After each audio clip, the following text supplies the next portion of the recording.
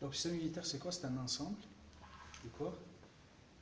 De molécules, de cellules et d'organes, de tissus, qui fonctionnent de façon régulée sur le plan spatio-temporel, dans le but d'assurer la cohérence et l'homéostasie de notre organisme.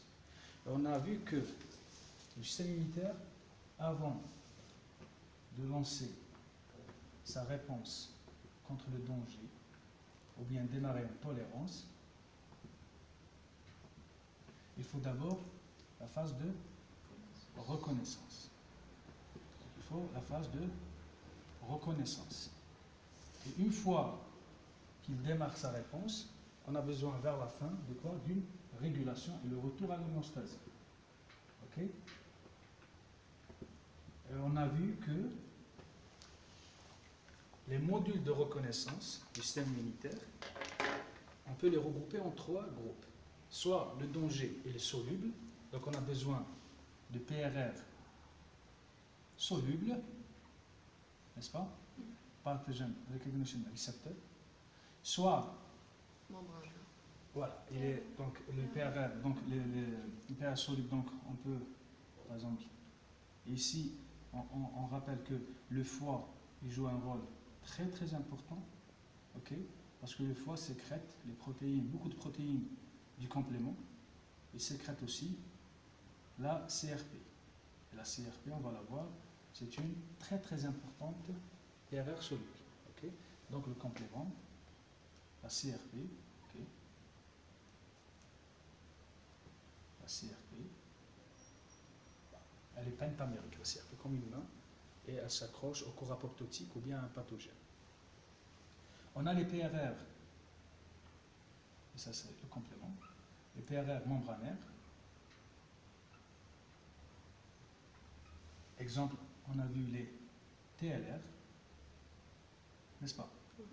Donc les TLR. Et on a les dangers qui sont au niveau du cytoplasme. À ce moment-là, on a besoin de PRR bien cytoplasmique. Ok? Le PRR cytoplasmique. Exemple, les NLR. Ok? Les NLR, bon, je sais que peut-être c'est un concept nouveau pour vous, mais dans votre pratique ou bien dans votre culture de médecine, c'est un concept très ancien. Je vais vous rappeler pourquoi, c'est-à-dire, vous le connaissez, mais c'est-à-dire, vous n'avez pas cette donnée, parce que les NLR, c'est-à-dire les PRR solubles, forment ce qu'on appelle l'inflammasome. L'inflammasome. Et l'inflammasome, donc quand il détecte un danger qui est intracytoplasmique, c'est-à-dire quelque chose qui a diffusé à travers la membrane, c'est-à-dire soit un virus, soit des nanoparticules. Et je vous rappelle l'histoire de quoi?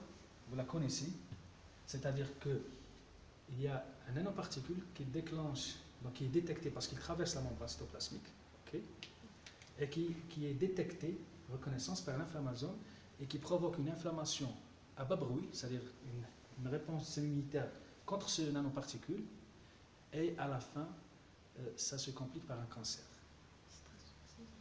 C'est, vous vous rappelez, juste pour la culture générale médicale, c'est l'amiante. L'amiante, c'est les silicates, c'est des nanoparticules, c'est des minéraux, donc c'est des silicates magnésiens ou calciques, okay, et puisque ça traverse la membrane cytoplasmique, ils seront détectés par les NLR. Et le système immunitaire se met à se défendre, mais malheureusement, c'est une maladie professionnelle. Malheureusement, notre employé est tout le temps en contact avec ce danger. Donc, il n'y a pas une éviction, il n'y a pas un sevrage, il n'y a pas une phase où on a arrêté cette exposition. Donc, ce qui fait que l'inflammasome, à un moment donné, donc, il va favoriser une inflammation qui se complique par un cancer. Donc, ça, c'est juste pour votre culture. Ça, c'est ce qu'on a concernant la reconnaissance de l'inné. Maintenant, pour l'adaptative, on a des récepteurs qui sont adaptatifs aux protéines, ok, qui sont, donc on a le TCR et on a le BCR. Le BCR, il peut reconnaître autre chose que les protéines, il peut reconnaître les polysaccharides, on va voir pourquoi. Okay. Si vous voulez que Je l'explique rapidement, Donc, dans une réponse immune, généralement, on répond rapidement par les IgM. Ensuite, le switch. Ces IgM, pourquoi? Parce que le lymphocyte B, ok, exprime à sa surface des IgM. Et le lymphocyte B, quand il devient plasmocyte, c'est-à-dire sécréteur d'anticorps, il sécrète exactement ce qu'il exprime. Okay? C'est pour ça qu'il sécrète en premier lieu les IgM. Et ces IgM, donc on a besoin de neutraliser le danger, donc même les polysaccharides ou autre chose. Okay? Autre chose que les protéines. Okay? Ça c'est un petit détail, on va le voir dans le cours de lymphocyte B. Donc et on a le TCR, je vous ai dit, le TCR c'est un anticorps membranaire. Okay? Ça c'est le DCR. Okay? Ça c'est l'adaptatif.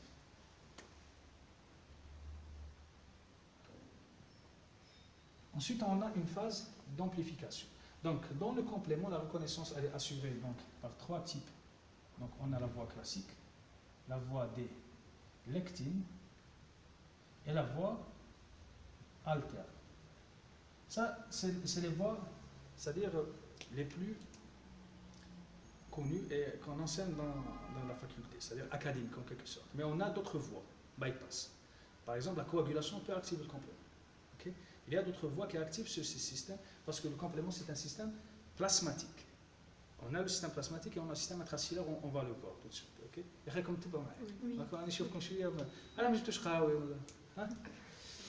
Ensuite, il y a l'amplification. Donc, il y a dans la phase réponse, donc réponse-tolérance, elle est subdivisée en deux phases. La première phase, c'est une phase d'amplification.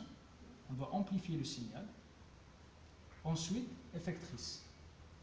Par exemple, je vous ai dit hier que dans l'immunité adaptative, il y a d'abord une amplification, okay, ensuite la phase effectrice. Donc on génère d'abord les effecteurs par cette amplification, ensuite il y a la phase effectrice, okay, dans la réponse. Ensuite il y a la dernière phase qui est là, le retour à l'homéostasie. Si on est dans l'inné, c'est le retour à l'homéostasie. Si on est dans l'adaptative, retour avec génération de mémoire. Si je suis dans l'adaptative. Est-ce que c'est clair? Excellent. Donc, maintenant par rapport au complément. Le complément, c'est l'un des composantes de ce qu'on appelle l'immunosurveillance. Okay? C'est quoi l'immunosurveillance? Le système immunitaire, comment il fonctionne? Donc, si je fais, donc en fonction du temps, le fonctionnement du système immunitaire en fonction du temps, qu'est-ce que je trouve? Je trouve qu'il y a une phase. Donc voilà, voici le challenge. Ça, c'est le challenge immunologique, c'est-à-dire le danger. Mais avant le danger, il y a un système qui fonctionne 24 heures sur 24 heures. Ensuite, quand j'ai le challenge, en quelques secondes, j'ai le complément. Après quelques heures, j'ai les macrophages et les PNN qui sont recrutés. On va voir comment on les recrute. Okay, les macrophages et les PNN. Ensuite, après quelques jours, j'aurai l'immunité adaptative, c'est-à-dire le lymphocyte T et le lymphocyte B. C'est quoi cette immunosurveillance? L'immunosurveillance, notre corps, il fonctionne 24 heures, cette partie, hein, l'immunosurveillance.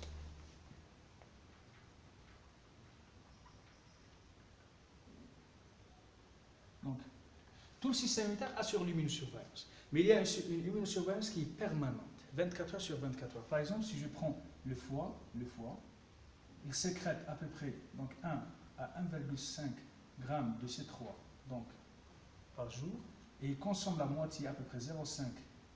Elle est consommée uniquement par cette immunosurveillance, tout le temps. Il est activé tout le temps, c'est-à-dire sauf qu'il peut. C'est-à-dire il est activé. Si vous êtes, c'est-à-dire du corps, c'est-à-dire la charge, on va voir, c'est un problème de charge. Si vous avez la même charge de notre corps, vous êtes épargné de la lyse. Si votre charge diffère, à ce moment-là, la réaction inflammatoire est déclenchée. Et ensuite, la thromboinflammation. Ensuite, votre domaine. Okay? Donc, cette immunosurveillance, elle est assurée, donc, comme toute composante du système immunitaire. On a dit que toute réponse immune, il y a la réponse humorale, il y a la réponse cellulaire. Dans l'immunosurveillance, donc la partie humorale, c'est la voie alterne du complément. Et sa partie cellulaire, c'est les lymphocytes NK. Les NK patrouillent de façon continue notre organisme à la recherche des virus et de cancers. Okay. Ensuite, si j'ai un challenge, à ce moment-là, je déclenche la réponse classique, c'est-à-dire l'immunité innée humorale, l'immunité innée cellulaire, l'immunité adaptative humorale, l'immunité adaptative cellulaire. Est-ce que c'est clair? Donc, le système du complément, qu'est-ce qu'on pense? On pense au départ, il était intracellulaire. Il est à l'intérieur de la cellule. Au départ. Ensuite, avec la création des espèces multicellulaires, donc c'était au départ à l'intérieur des cellules. Il était intracellulaire. Localisation, à localisation intracellulaire. Ensuite, avec la création des espèces, des créations multicellulaires, qu'on a commencé à avoir le complément sécrété, le système du complément sécrété, c'est-à-dire une immunité autonome. Parce qu'il est, à lui seul, c'est une immunité autonome. Okay? Donc, pourquoi on prend ça? Parce que ce qu'on sait actuellement, c'est qu'à l'intérieur de la cellule, il y a des protéines du complément. Et ce qu'on appelle, quand c'est à l'intérieur du complément, à l'intérieur de la cellule, dans le cytoplasme, et ça fonctionne par plusieurs protéines, on appelle ça toujours, ça se termine par un zome. Lysosome par exemple, protéasome, ok? Donc ça c'est un complément donc complet qu'on a eu la création des 3 voies d'activation. Donc la voie alterne, okay, qui est dans l'immunosurveillance. Ensuite la voie des lectines, qui reconnaît les mannoses, on va les voir, qui reconnaît certains types de sucres, qu'on appelle les mannoses. Ensuite, avec les vertébrés à mâchoire, okay, avec le développement des anticorps, l'immunité adaptative, on a dit que l'immunité adaptative, c'est à partir des vertébrés à mâchoire, n'est-ce pas? On a eu donc la création de la voie classique. Okay? Donc, le chercheur qui a développé, donc, qui a eu le prix Nobel du complément, c'est Jules Bordet, en 1919. Je vous ai dit que Jules Bordet était l'élève de Ilimichnikov.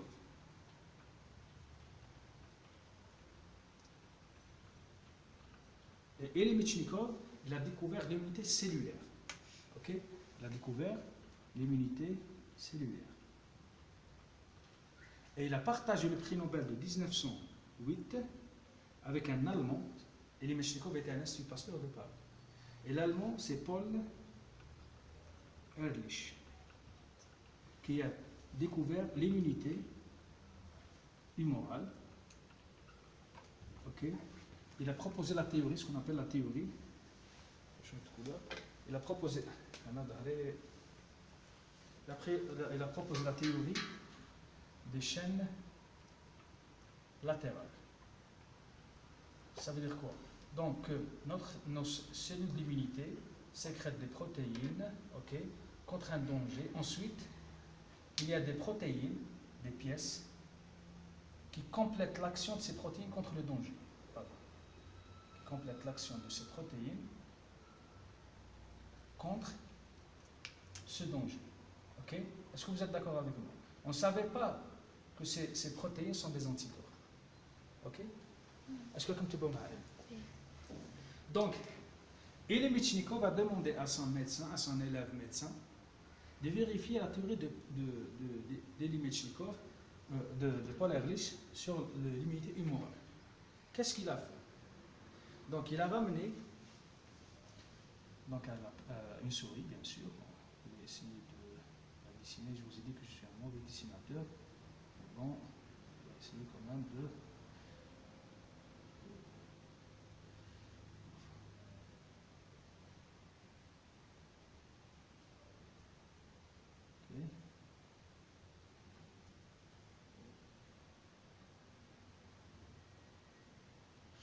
Tu peux achever une souris là? Oui. Okay. Donc, il a immunisé la souris avec du vibrio choléré. C'est l'agent du? Excellent. Donc, et il a récupéré un sérum. Okay.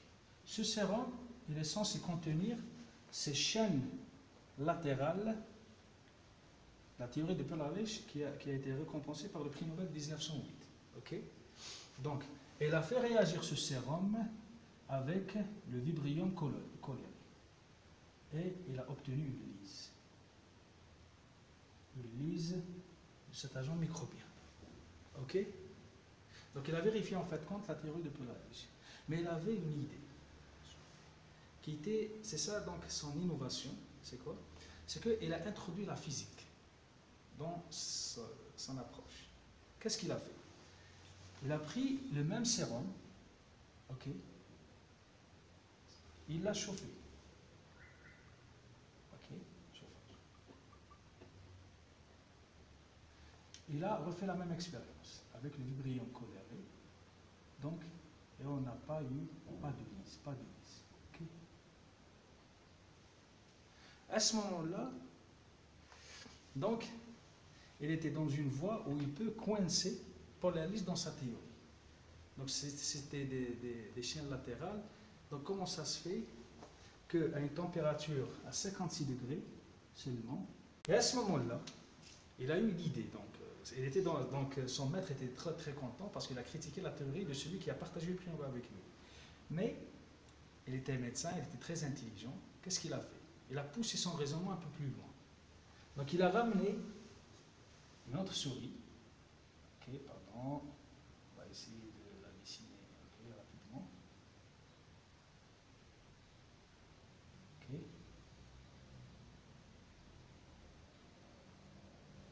Qui n'était pas en contact avec le Vibrium cholerae. Okay. Donc il a reproduit cette expérience. Donc le sérum de la souris immunisée, chauffé donc à 56 degrés. Il rajoute donc le Vibrium cholerae bien sûr. Mais avant de rajouter le Vibrium cholerae, il a rajouté le sérum d'une souris qui n'était pas en contact avec l'agent microbien. Donc il a rajouté ça ici. Et on a obtenu la lise. Donc c'est à ce moment-là qu'il a confirmé la théorie de Paul-Ehrlich que le sérum contient des molécules qui tuent, donc qui provoquent la lise, mais il faut quelque chose qui les complète. Et cette chose qui les complète, parce que la théorie de la chaîne latérale postule qu'il faut qu'il soit immunisé. Donc il y a de la chaîne latérale ici, mais quand on ramène quelque chose qui ne dépend pas de l'antigène, c'est-à-dire quelque chose qui n'est pas stimulé par les antigènes. Donc il a complété la théorie de Paul-Ehrlich que l'agent microbien déclenche la théorie des chaînes latérales, ce qu'on appelle actuellement les anticorps, okay, ici. Mais on doit rajouter quelque chose qui ne dépend pas, qui n'est pas déclenché, qui est permanente. Et il l'a appelé complément, parce que ça complète. Okay. Il l'a appelé complément. En tout cas, le mot complément, le premier qu'il a introduit, c'était Paul-Ehrlich avec les pièces qui complètent l'action des chaînes latérales. Okay. Mais il n'a pas fait cette expérience. Donc, Jules Bordet a conclu qu'il existe une substance qui est quoi? Qui est quand on chauffe à 56 degrés et qu'elle ne fonctionne pas, qu'on appelle ce phénomène physique qu'on appelle thermosensible, mais plus scientifique, c'est thermolabile. Ok? Donc il a conclu qu'il faut compléter l'action, ou bien l'effet des chaînes latérales qui sont, qu'on connaît maintenant sous le nom d'anticorps, okay, par une substance thermolabile. Ok? Mais on n'a pas pu déterminer sa nature. Est-ce que, parce qu'on pensait à partir de 80 degrés qu'on dénature les protéines. Donc, il a pensé que ce ne sont pas des protéines. Mais Paul-Ehrlich, il a insisté que ce sont des protéines. Mais la différence entre Paul-Ehrlich et Jules Bordet, c'est que Jules Bordet a développé une technique en utilisant ce concept. Il est très intelligent. Chaque fois, il complique les choses. Ok? Est-ce que comme tu vois ma... Voilà. La deuxième ligne. Ok? Donc, voyez l'intelligence de ce médecin? C'est bien, non? On sent le... Ça veut dire que l'expérience, le complément qui s'est détruit à 56. Oui. Quand on a chauffé à 56 degrés, selon cette dernière expérience, les chaînes latérales n'étaient pas détruites. Les chaînes latérales, les anticorps. Par contre, seulement, parce qu'ici on avait les chaînes latérales et le complément. C'est le complément qui était détruit. Et on a ramené des souris qui n'étaient pas en contact avec l'agent pathogène, c'est-à-dire qu'elle n'a pas de chaîne latérale. Elle n'a uniquement que le complément. C'est pour ça qu'il a conclu cette... oui. Comment ils ont su que les anticorps ne sont pas détruits à cette température? Ils les ont déjà isolés? Ah ben, si on fait des omelettes, on sait qu'à quelle température les protéines sont dénaturées. Est-ce qu'on peut faire des omelettes à 56 degrés? Ils savaient déjà la constitution de un anticorps, c'est-à-dire la structure. Justement, c'était des expériences en quelque sorte en deux ans, ce qu'on appelle l'azote. Il n'y avait pas cette notion de protéines, c'est la teneur en azote. Et on savait que l'azote constitue les protéines.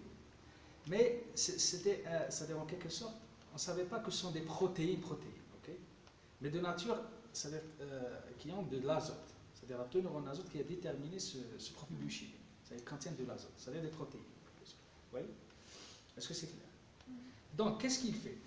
Tellement Jules Bordet est très très intelligent. Qu'est-ce qu'il fait? Il développe une technique en se basant sur cette conception.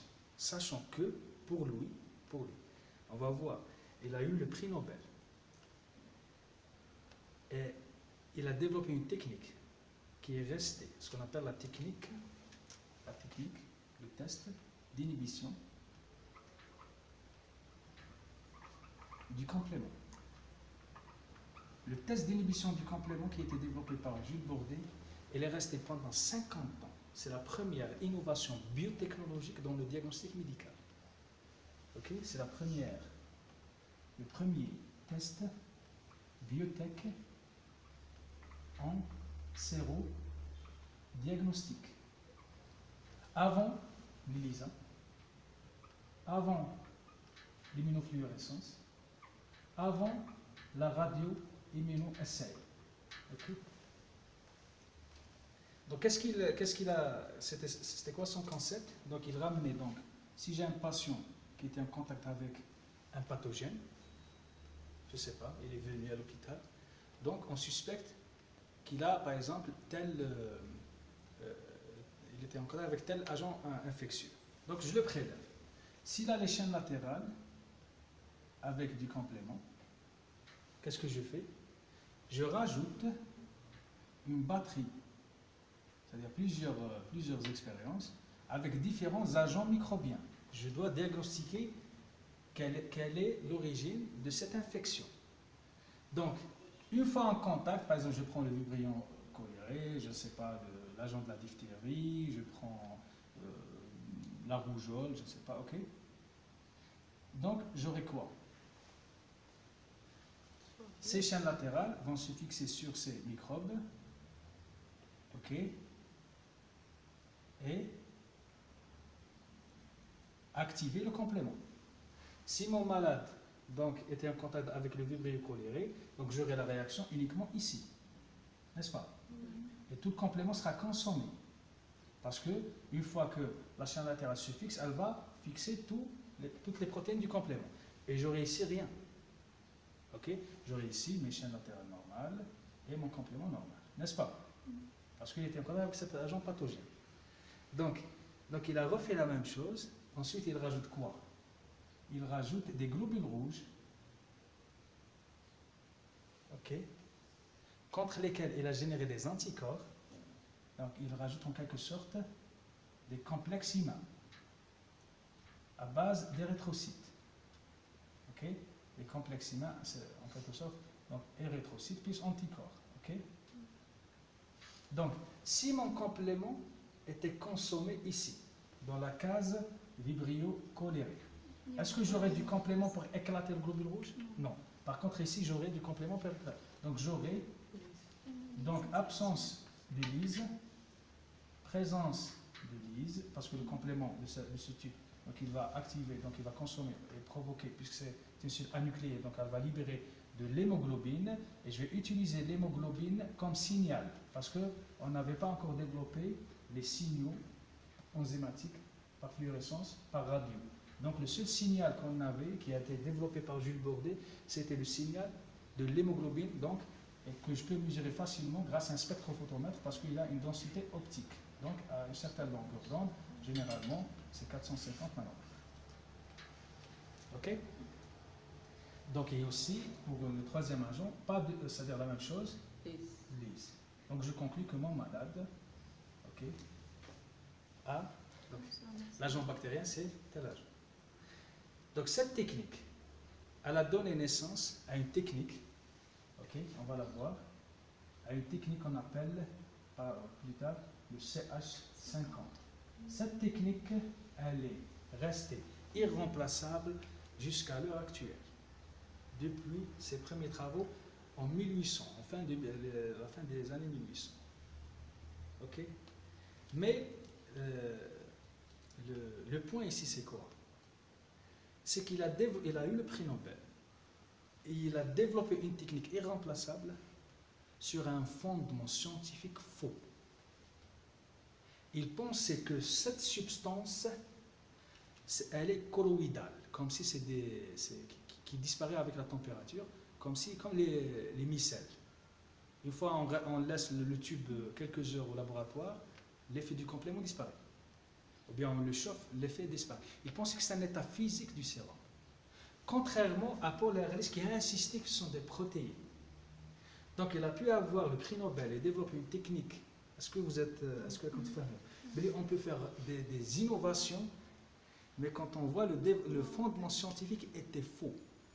Mais tellement que l'expérimentation était rigoureuse et les conclusions de ces expériences l'expérimental était bien fait, le fondement scientifique n'était pas déterminant dans la réussite scientifique et l'innovation en médecine. Et d'ailleurs, pendant c'est-à-dire la première moitié du 19e siècle, du 20e siècle, à l'hôpital, on n'utilisait que le test de Bordet, le test d'inhibition du complément. Parce que l'ELISA a été développé donc en 78, l'IFD par Kunz en 42, et ARIA, c'était par Rosaline. Celle qui a développé l'ARIA, vous la connaissez? Non? En 1900, je pense qu'elle a eu le prix Nobel en 1977. Donc, il ne faut pas oublier ce nom, Rosaline Yallo. Pourquoi? Parce que c'est la première femme qui a eu le prix Nobel en médecine. Et il y a une lettre, je vais vous la ramener la prochaine fois, une lettre qui a été adressée par un éditeur, un éditeur d'un journal. Quand elle a terminé son travail, elle a envoyé le travail pour publication. Et cet éditeur lui a renvoyé son travail avec une lettre que son travail n'atteignait pas les standards de ce journal. Donc il n'est pas vraiment valable scientifiquement. Ce même travail a eu le prix Nobel, qui a été rejeté par ce journal. Et la lettre, je l'ai. Et vous pouvez la trouver sur Internet. Si vous ne trouvez pas, je vous épargne de tout ça. C'est intéressant. Comment la science a démarré. Donc, ce qu'il faut retenir maintenant.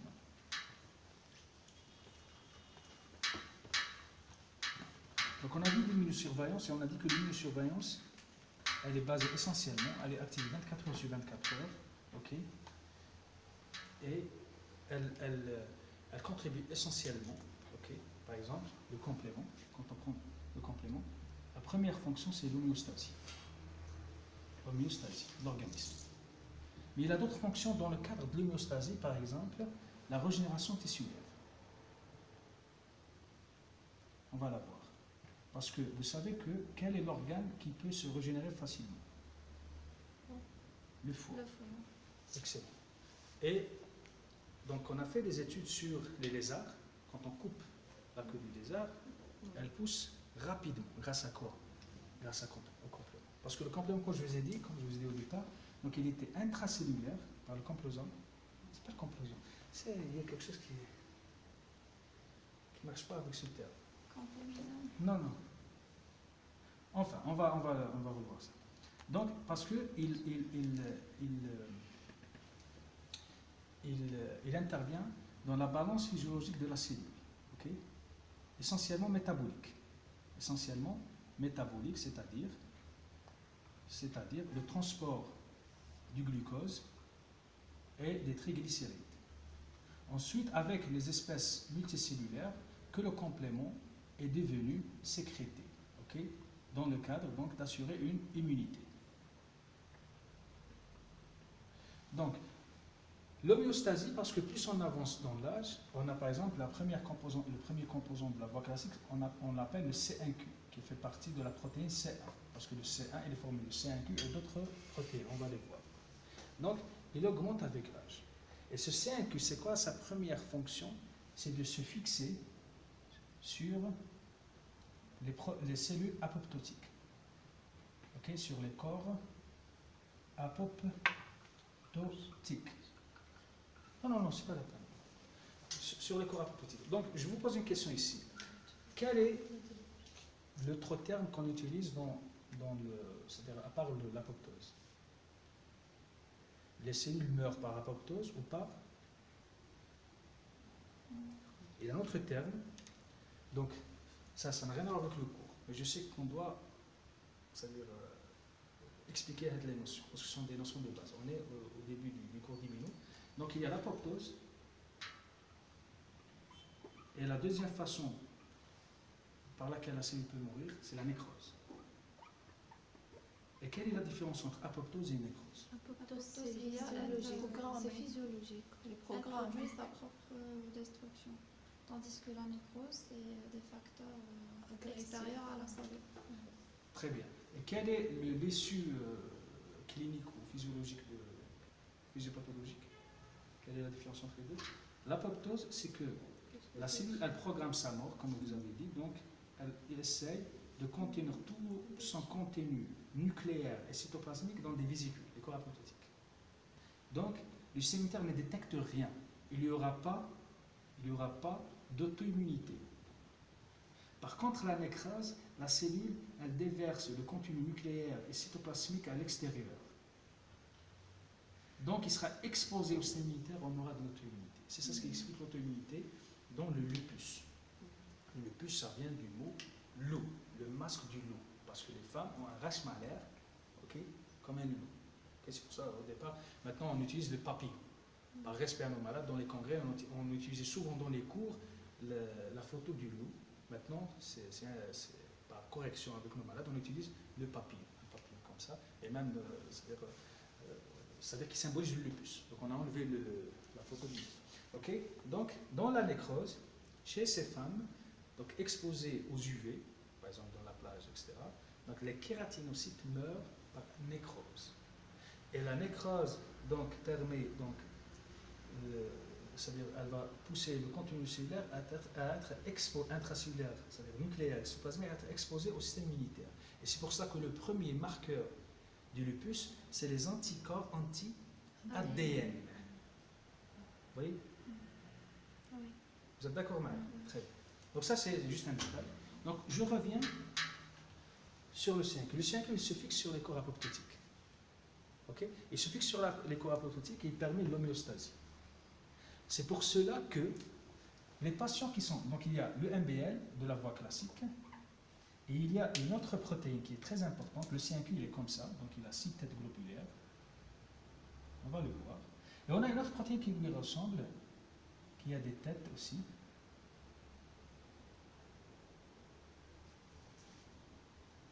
C'est ce qu'on appelle les MBL, de la voie des lectines. Mannose binding, parce que c'est des lectines qui fixent le mannose. Mannose binding des lectines, qui se fixe sur le mannose. C'est la voie qu'on appelle la voie des lectines. Okay? Et d'ailleurs, c'est pour cela que chez nos malades lipiques, on trouve souvent quoi? Quand on fait, donc, déjà ce qu'on demande au laboratoire, de nous vérifier est-ce que notre malade a du C1Q ou du MBL. Et souvent, on a des déficits héréditaires, okay? Des déficits héréditaires en C1Q et MBL. Et ou MBL. Okay? plus l'IMBEC ou le C1Q, parce que هو اللي داخل في l'immunosurveillance. Non, les surveillance, C'est l'électron. c'est la voie alterne. Pour le moment, c'est la différence de charge. Donc ici, je ne veux pas compliquer les choses, c'est que dans l'apoptose, qu'est-ce qui se passe? Qu'est-ce qui se passe dans l'apoptose? Je ne voulais pas compliquer les choses.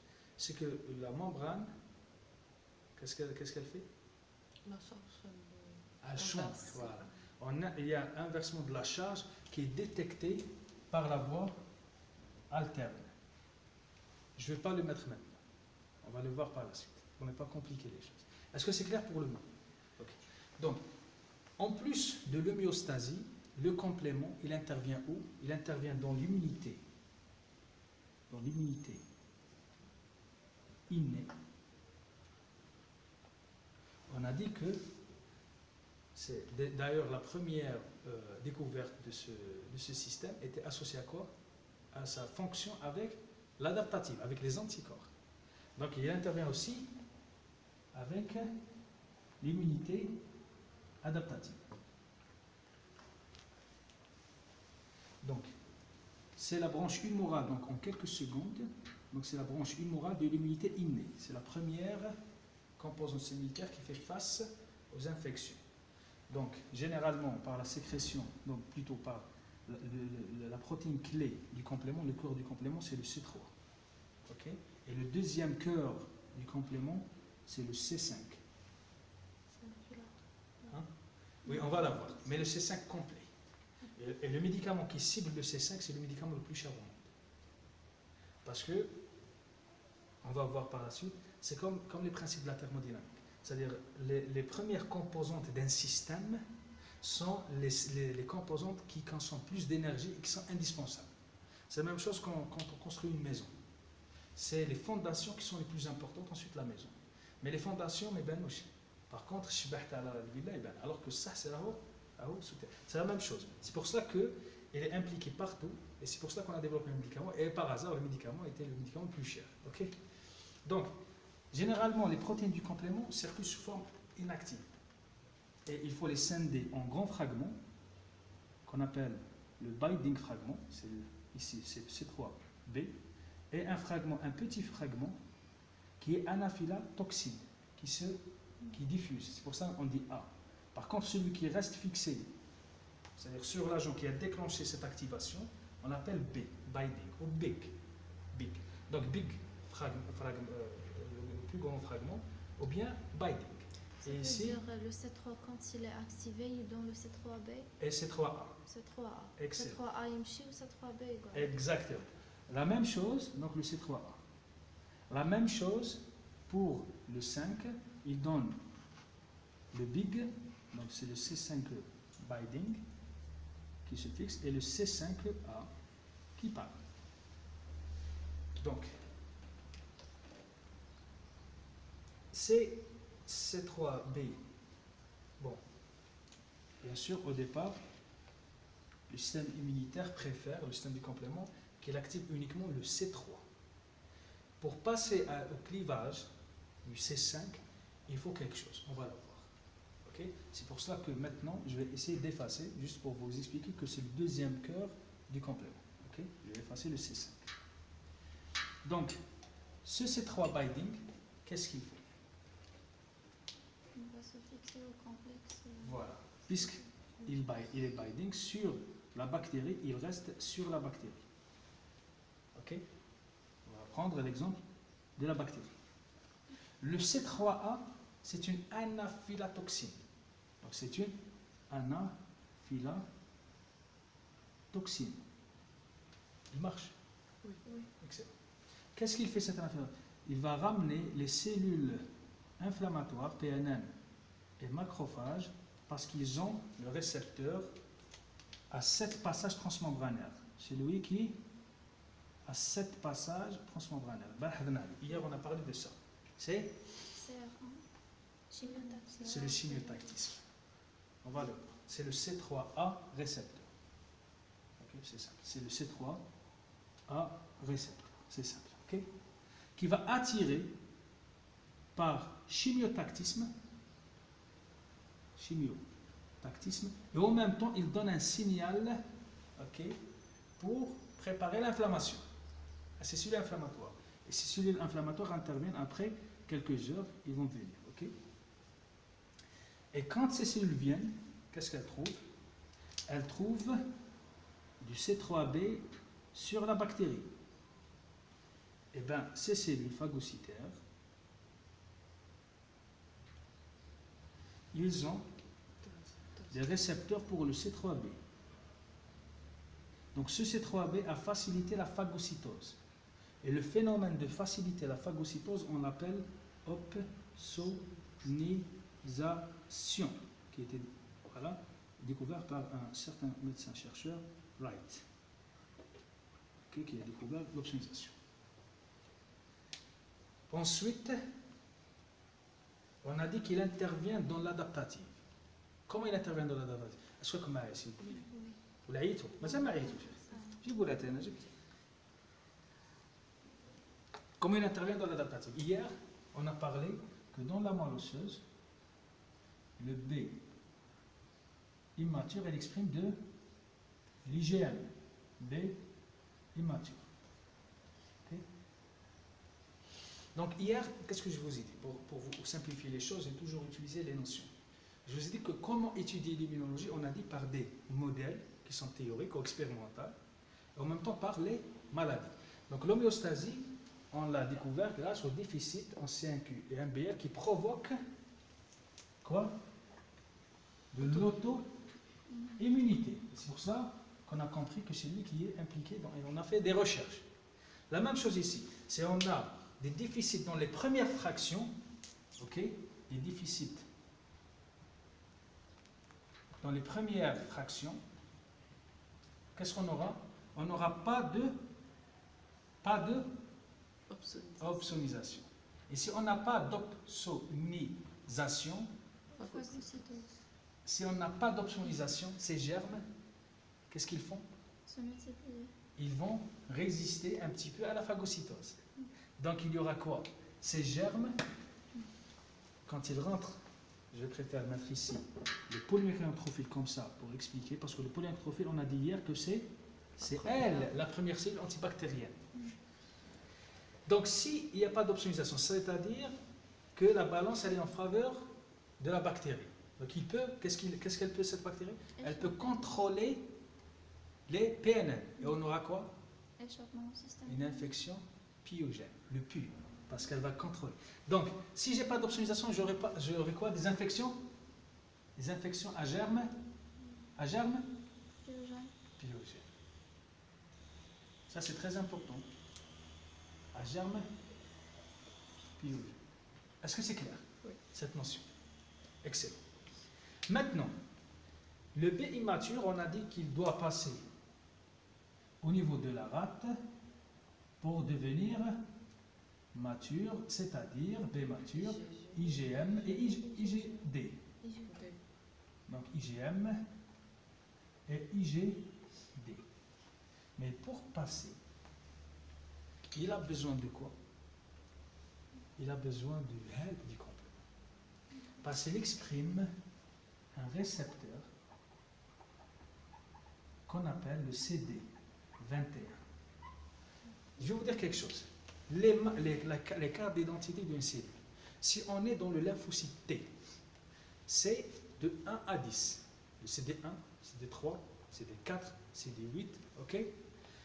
Ce n'est pas une règle générale, hein. C'est juste c'est un élément mnémotechnique.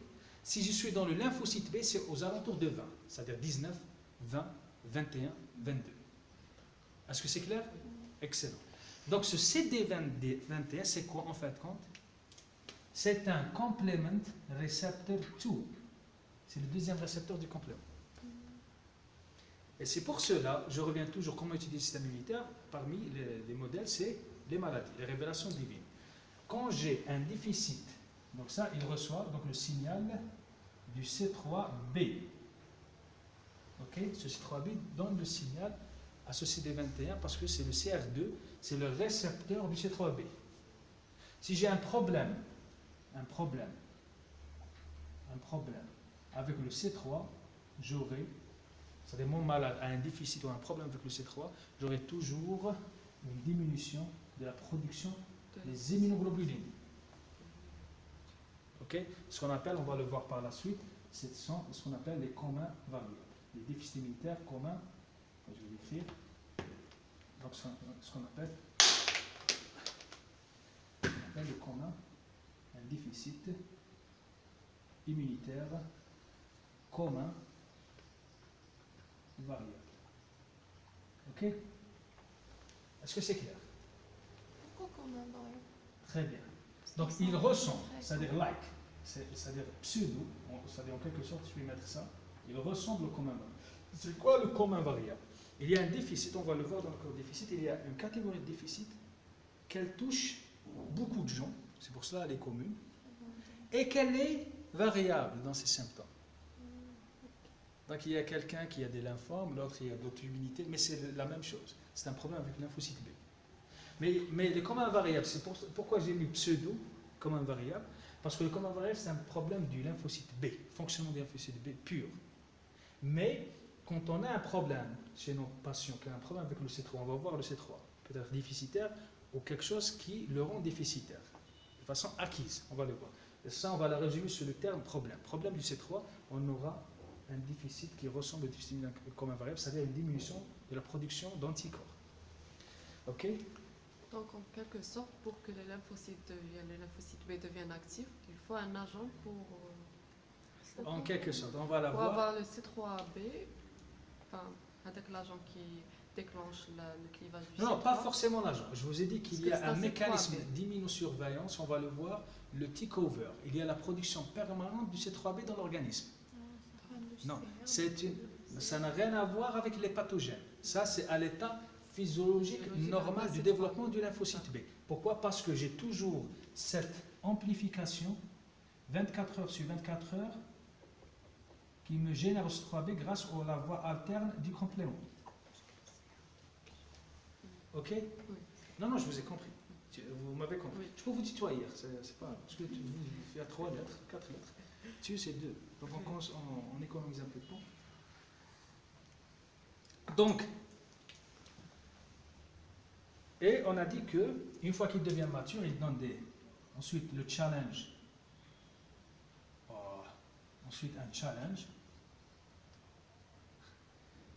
qui va pousser les lymphocytes B matures,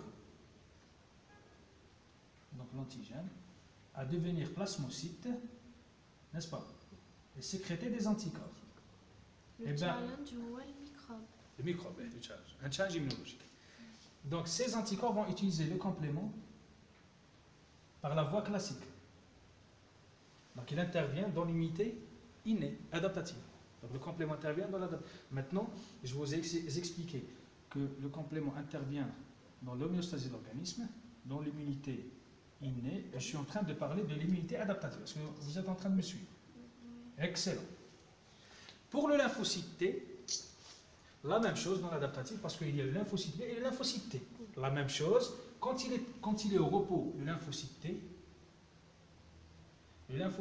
quand il est au repos, c'est-à-dire qu'il n'est pas stimulé par le challenge, ok, il a à l'intérieur, ok, le complément. Parce que je vous ai dit qu'il a une localisation intracellulaire. Ce C3 du complément à l'intérieur, il va être clivé grâce, il ne faut pas retenir ces termes, grâce à une catapsine L en C3A. C'est un clivage intracellulaire qui n'a rien à voir avec le clivage extracellulaire. Ok? Et à l'intérieur, dans le composome, toujours, on a le C3A récepteur, ok, et qui va donner signal à une protéine ici qu'on appelle la mTOR. On va la voir, qui est une molécule très très importante dans la survie des lymphocytes T. Ce qu'on appelle la mTOR. C'est pas peine de retenir tous ces mots. La mTOR, c'est une cible actuellement, c'est une cible pharmacologique dans la greffe rénale. C'est-à-dire, on veut la bloquer pour bloquer les lymphocytes activés. Qu'est-ce qu'il fait? Donc ça, c'est au repos. Pour le lymphocyte T activé, qu'est-ce qu'il fait? Activé par ce challenge d'antigène. Qu'est-ce qu'il fait? Il fait c'est-à-dire une action par le C3, une action autocrine. C'est-à-dire, il sécrète, autocrine, c'est-à-dire il sécrète, il capte sa propre protéine. C'est ça, autocrine. Ok? Et mettre ça. Par contre, si je ramène une protéine extracellulaire ici, je ne vais pas avoir le phénomène. Il faut qu'il soit autocrine. Ok? Donc, il sera capté toujours, donc clivé à l'extérieur en C3A et en C3B. Le C3A, donc, il sera capté par le C3A récepteur et le C3B par un autre récepteur du complément, on va le voir, le CD46. Et ça, il va orienter, parce que c'est un danger, et comme je vous ai dit, donc, il va orienter le lymphocyte T vers une inflammation importante, ce qu'on appelle le TH1, pour donner du HELP 1, pas 2, pas 17, parce que le 1, il est très inflammatoire par rapport aux autres. Donc, le complément dans l'unité adaptative, donc, il permet un développement normal du lymphocyte B, parce qu'en cas de problème avec le complément, on aura une diminution de la production des immunoglobulines. Il permet aussi, donc, après que le lymphocyte B devient plasmocyte et sécrète des anticorps, à augmenter la fonction, c'est-à-dire à donner une fonction à cet anticorps, parce que l'anticorps n'a pas de fonction, c'est-à-dire il a la partie variable qui va reconnaître et neutraliser, mais la fonction immunologique est donnée par le complément et autre chose. Le complément, c'est l'une des fonctions de l'anticorps. Et sur le lymphocyte T, quand il est au repos, il permet sa survie grâce au complément intracellulaire. Et quand il est activé par un challenge, il oriente, donc le complément oriente vers le TH1 grâce à quoi? Grâce à cette sécrétion autocrine du C3. Est-ce que c'est clair? Pourquoi ça? Donc toujours, comme je vous ai dit, il y a toujours les modèles, ici toujours c'est les déficits. On sait que les patients, ici, ok, on sait que les patients déficitaires en CD46, celui-là, en CD46. Un déficit en immunité cellulaire. Non, Un déficit en immunité cellulaire. non, une protéine.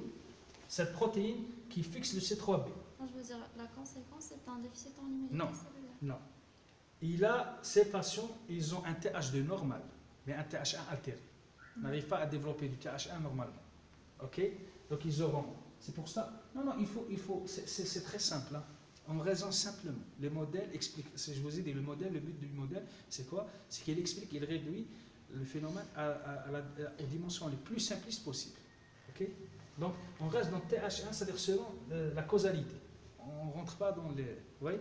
Donc il aura. Donc il n'est pas présent sur le TH de CD46. Non, il n'y a pas de TH1, TH2. Il y a le lymphocyte T, ok, qui exprime le CD46. Ensuite, c'est le même lymphocyte peut devenir TH1 ou TH2. S'il est dans le TH2, c'est-à-dire il n'a pas besoin d'exprimer CD46. Il a exprimé quand il était neutre, 0. Pas 1, pas 2. Et le CD46 qui a permis ce lignage vers le TH1. Donc c'est pour ça que mes malades qui ont une déficience CD46, ils ont un TH2 normal, mais TH1 qui est perturbé. Ok? La même chose. Dans la polyarthrite rhumatoïde, on a constaté, parce que la polyarthrite rhumatoïde, on a un problème de TH1. C'est une maladie à TH1. On a remarqué que ce phénomène autocrine avec le CD46, il est amplifié. Ok? Il est exacerbé. Donc, exacerbation de cet axe C3. Autocrine CD46. Est-ce que c'est clair? Donc, ça c'est juste l'introduction. Puisque le C3 il est sollicité partout, comme vous le voyez. Donc, Oui. le premier a diminué en cas d'inflammation ou d'infection. Non. Si vous me suivez, je suis d'accord. Qu'est-ce que je dis? Il y a une amplification. Cette amplification qui est permanente, si vous n'avez pas le CD46, quelle est la conclusion? Ce tissu qui n'a pas de CD46, il ne sera pas épargné par cette attaque du C3b. Parce que je vous ai dit qu'elle est activée, la voie alterne, 24 heures sur 24 heures, par le phénomène, je ne voulais pas le mettre maintenant, mais je vais vous le dire, qu'on appelle le TYK1. over, c'est-à-dire ce C3, il sera hydrolysé par une molécule H2O et donc il va se comporter en C3B. Like. Je ne vais pas rentrer parce que je vais l'expliquer par la suite. Donc il est tout le temps formé, ce C3B-like, qui est le C3 hydrolysé, H2O. Donc si vos tissus n'expriment pas les bloqueurs et les récepteurs du C3B, ils vont subir. Très bien. C'est le cas, on va le voir, du syndrome hémolytique et urémique atypique. Le syndrome hémolytique et urémique atypique, parmi les mutations, parmi les déficits, c'est le déficit en CD46. Donc le rein n'est pas protégé contre cette activation du complément. Est-ce que c'est clair? C'est un cas où les tissus ils expriment le CD40. Oui. Non, il y a plusieurs protéines régulatrices. Il y a une certaine spécialisation. Par exemple, les globules rouges préfèrent exprimer plus le CD55 par exemple, qui bloque le complexe d'attaque membranaire, le rein plus le CD46. Okay. Il y a une certaine spécialisation, mais tous les tissus expriment les récepteurs, mais la densité diffère. Il y a des tissus qui expriment plus certains récepteurs que d'autres. CD55, c'est marrant, l'HPN. On va la voir, c'est le cours du complément, l'HPN. Ok, on va la voir, l'HPN. Ça, c'est un cours le plus aimé par les hémobiologistes. Pourquoi? Parce que déjà, sa découverte a commencé par des globules rouges. Donc on va rentrer dans la biologie. Donc ça, c'est de façon générale. Donc on a vu les trois déficits, les trois types de...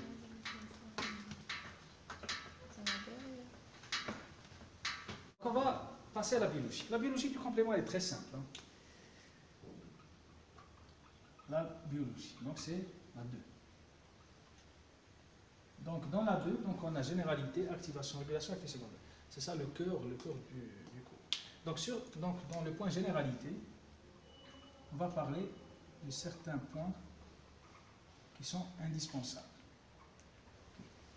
D'abord, le complément, c'est un système plasmatique et intracellulaire.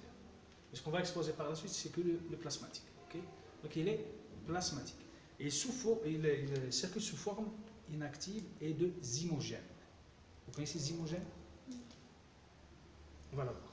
Donc il fonctionne en cascade, c'est-à-dire une protéine qui active une protéine qui active, c'est en forme, donc c'est en cascade. C'est-à-dire on ne peut pas activer par exemple A, B, C, D. Je ne peux pas activer le D directement sans activer le B, par exemple. Donc il fonctionne en cascade. Plasmatique. Ok? Donc il contient à peu près 50 protéines. Ok? Il contient à peu près 50 protéines. Entre des protéines solubles, entre des protéines, des récepteurs membranaires, ok, et entre des régulateurs. Et on dit que tellement, s'il vous plaît, suivez, tellement le système du complément, il est très ancien dans sa création, il est très très puissant, donc il y a une balance entre son activation et sa régulation. Si cette balance est rompue, on aura une pathologie. Donc on dit que la moitié de ces protéines sont des régulateurs et la moitié sont activateurs. Vous voyez, en tous les cas, tout le système immunitaire et toute la physiologie, elle fonctionne donc selon le... Vous connaissez ce symbole? Le yin et le yang. Toujours, il y a cet équilibre entre le plus et le moins, l'activation et la régulation. En cas de déséquilibre de cette balance, on aura une pathologie. Ok? Très bien. Donc, la plupart de ces protéines sont sécrétées par le foie. Ok? La plupart sont sécrétées par le foie.